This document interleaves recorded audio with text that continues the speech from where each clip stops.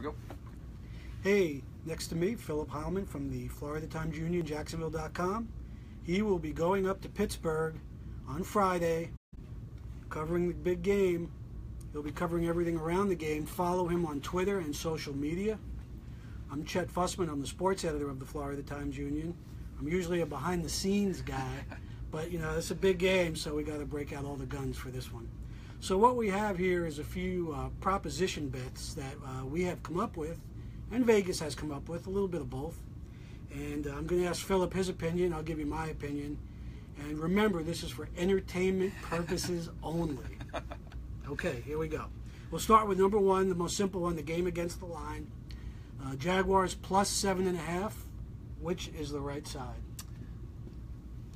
I think I am going to take the Jaguars with the points. If we were talking money line or just straight up, I think I'm going to end up picking the Steelers for Sunday's paper. But with the points, I think it's going to be a field goal game either way.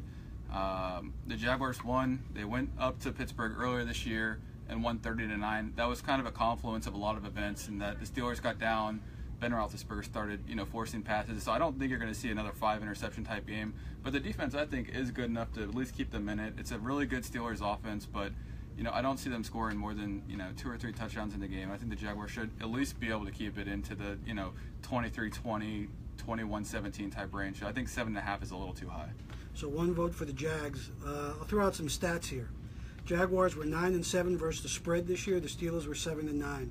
Here's the most interesting fact: is 7.5 is the most points the Jaguars have received this year. It ties one other game, which is kind of hard to believe considering how bad the Jags have been in the past.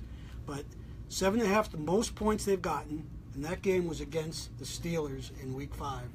And wow. The Jaguars won that game, obviously, straight up. So, based on that, the fact that the games the Steelers have been favored by 7 or more, they're 3-5. They lost 2 of those straight up, one against the Jags, one against the Bears. I think I would probably take the Jags and the points too. Number 2, Blake Bortles will throw 2 or more interceptions in this game. Yes or no?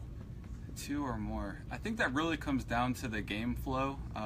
He only threw 14 passes in the first game between the Jags and Steelers, so that's kind of the path to victory for the Jaguars, is not having Blake throw too much. I'm going to take the under. I do think Blake will have 1 interception in the game, but I don't think 2. There's not too many games this year where he's thrown multiple interceptions.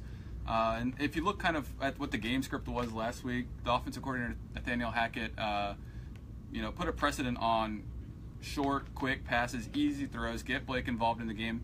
They haven't been taking a lot of downfield shots. You don't see Keelan Cole involved a whole lot in that way. You don't see Marquise Lee running, 9 routes, and that's not really Alan Hearn's game. So they don't really have the offense or the offensive weapons to force the ball downfield. Of course, if they get down by a couple of scores, that could change. But like I said, I think it's going to be a close game.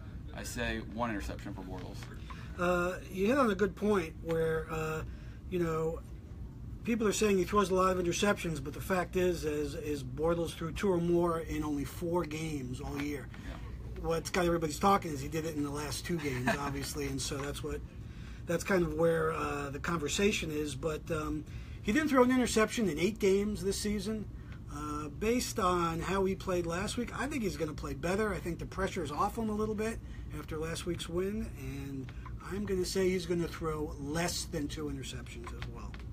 Number 3, who will have more carries Sunday? Not yards, carries. Le'Veon Bell or Leonard Fournette? That's a tough one. I think, like I just kind of mentioned, the path to victory again for the Jaguars is to run Fournette 25, even 30 times and take the game out of Bortles' hands for the most part. I think I'll go with Fournette. If it were total touches, I would take Bell, because I could easily see a game where, he has 18 carries and 7, 8, 9 catches. He actually had 85 catches this year as a running back, which was most in the league among running backs. I'm pretty sure Todd Gurley was also up there, but just an incredible number. So in total touches, I'd probably take Bell, but in carries, I think the Jaguars are going to lean on Fournette. They're going to, try to shorten the game, keep Pittsburgh's offense off the field. I'll take Fournette in that one. Bell had 53 more carries during the season. Fournette did not play in 3 games. Bell did not play in 1. I just get the feeling that, the Jaguars were so conservative last time that I get the feeling that maybe Fournette will not be as much of the game plan as generally people perceive. That's kind of what everyone thinks is going to happen. So I'm going to take Bell on this one. Okay, that's understandable. Number 4. Ben Roethlisberger will have at least one turnover on Sunday, yes or no? Yes, I'm taking it. You know, the one thing about Roethlisberger, which I think plays really well for the Jaguars, and you saw it in the first game, is he's a guy who likes to take chances. Whereas I just kind of said the Jaguars don't take a lot of deep shots with Keelan Cole and their receivers. That's really kind of what the Steelers offense does quite a bit. Martavis Bryant is a real down-the-field guy. Antonio Brown, of course, can do a little bit of everything, but he also takes shots. And Juju, their rookie wide receiver, also take shots. So pretty much all of their passing game is, built around taking shots. Ben loves to stay in the pocket for as long as possible, try to fight off defenders, avoid sacks, and then throw, deep down the field.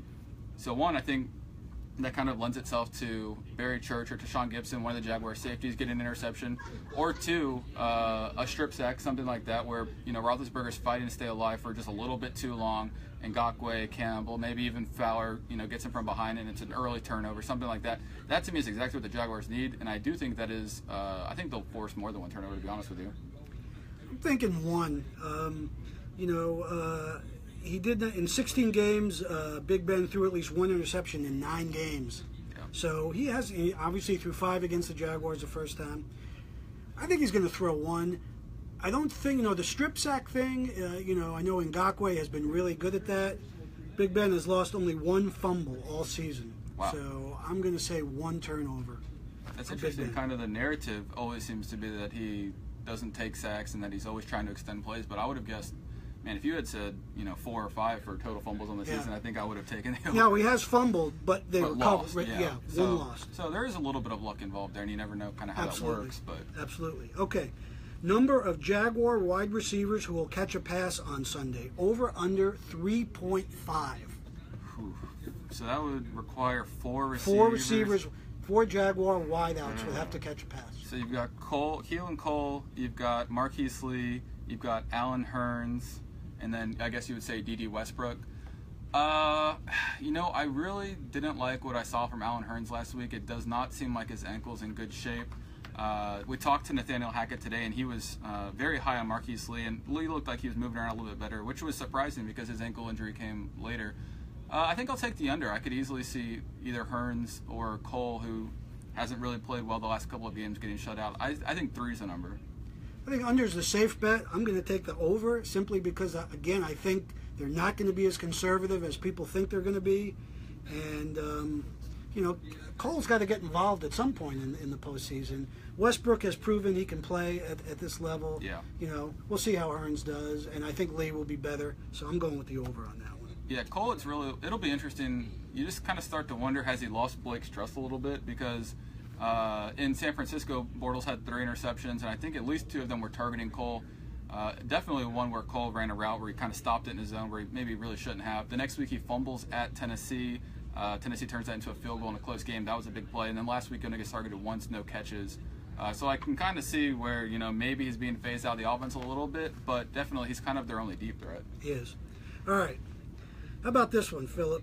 You give me $10. Mm-hmm. I don't know if you have $10. Yeah. I will give you $100 if the Jaguars host the Titans in the AFC Championship game next week. Do you take that bet or not? So 10-1 odds. I think that's a little bit low. I was trying to sell you last week on the Buffalo Tennessee parlay paying 15-1, so you're only giving me 10-1. I think that's a little bit low. I just don't really see any way where Tennessee beats New England. I could definitely see the Jaguars win. Like I said, I think it's going to be a very close game. But Tennessee, they don't have a ton of receivers who can really challenge New England's secondary.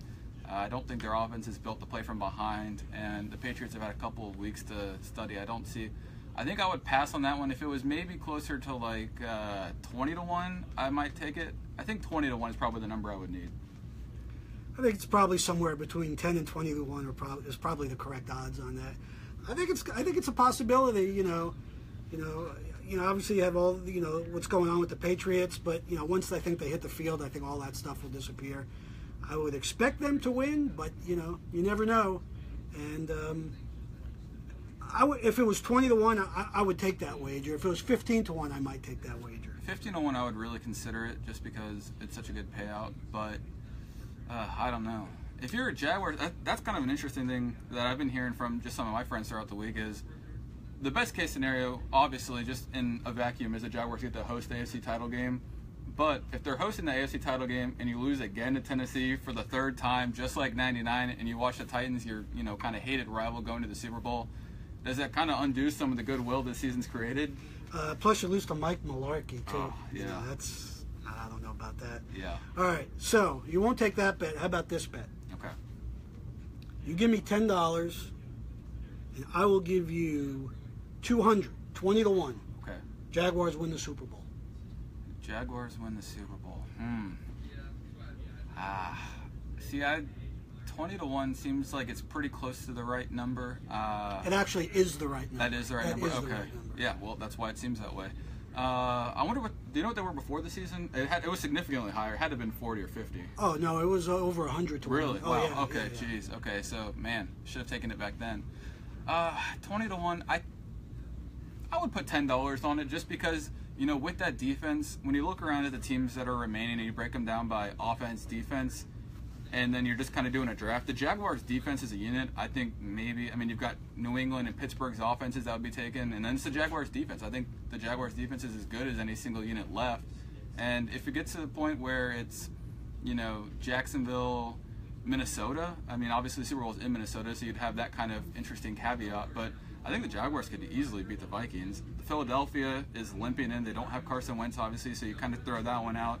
And then you've got the Falcons and Saints. The Saints, I think, are the team that's going to come out of the NFC if you had to get me to tell you right now. I don't think the Falcons have been playing that great all year, so I think the Jaguars would be right in the Super Bowl. So you're telling me they need to beat the Steelers and one of New England, Tennessee? I would take it.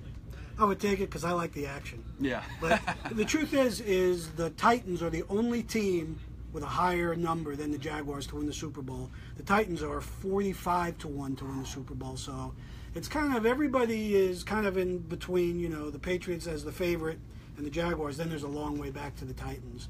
But the Jaguars would be the second to biggest long shot of the 8 remaining teams so far. I would rather take the Jaguars at 20-1 than I think like Minnesota at like 6-1. You get more value. Yeah. I agree with that. All right, 2 more questions.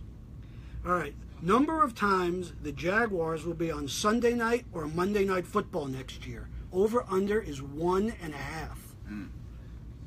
Well, today's news certainly affects it a little bit in that the Jaguars are going to play the Eagles in London. If that were here, I think that would be an obvious primetime game. Just at least a candidate, just because you have Carson Wentz coming back.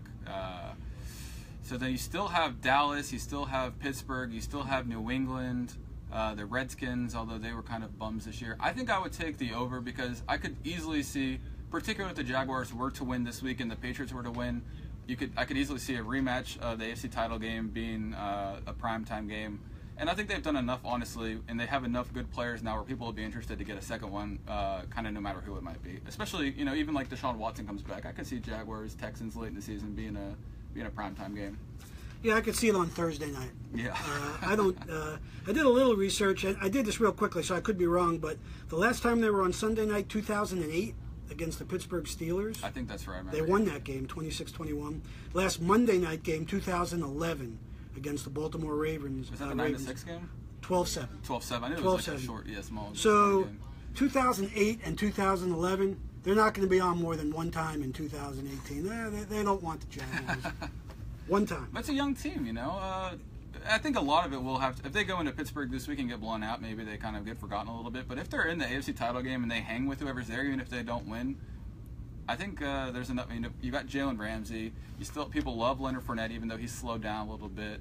What if Alex Smith comes and it's a story of your new quarterback arriving to try to take the Jaguars to the next step with a really good defense? I could see more than one. Speaking of starting quarterback and Alex Smith, finally, Blake Bortles will be the starting quarterback for the Jaguars through next season. Yes or no? I would love to get asked this question after this week, even though the Jaguars, you would think, would probably have already made up their mind at this point. Through next season, I'm going to say no. I think the Jaguars will, I think they'll move on from Blake. I'm going to say yes. I think they're going to keep him. I think he's got another year. I think they've had a great season. Time will tell. Anyway, thanks for joining us, everybody. Remember, entertainment purposes only. Take care.